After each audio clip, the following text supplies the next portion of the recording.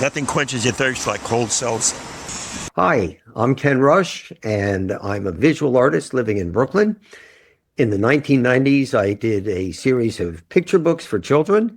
My very favorite one was called The Seltzer Man, based on the real-life Seltzer Man, Eli Miller.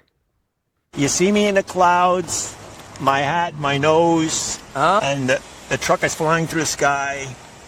And the little girl says, I dream seltzer dreams all night. I dream that Eli takes us out in his truck. We drive right up into the sky. We go through clouds of bubbles, and Eli just keeps laughing and laughing.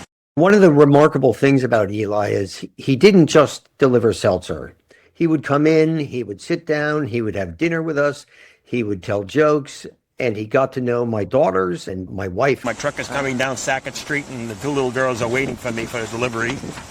And I'm delivering to Ken's wife, Chrissy, and the daughter, Annie and Beth. He was kind of part of the family. We would talk for hours about seltzer, about the history of Brooklyn. One day I just decided that's going to be my next book. What I didn't realize was that it was going to give not just seltzer, but Eli much greater exposure as the Seltzer Man. That's my 5 minutes of fame right here. Yes, I'm the star.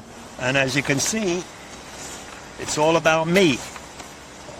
This is me, immortalized. Within a decade, the book went out of print, and it was impossible to get it except for on eBay.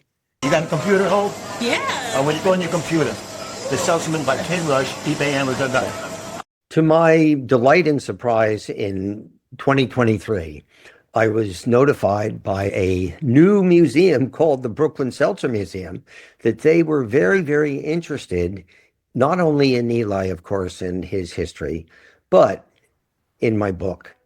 I'm Barry Joseph, Executive Director of the Brooklyn Seltzer Museum. When Eli passed away in March of 2020, we couldn't believe he was gone. He's going to ask you questions about me.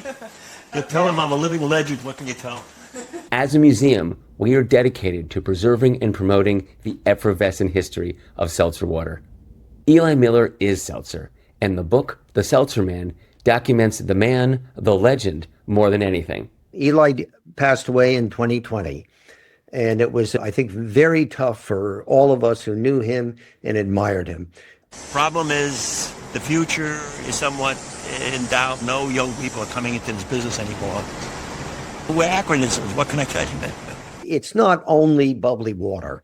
The seltzer men would go through the neighborhoods, would make deliveries, would get to know the families. Seltzer was essential.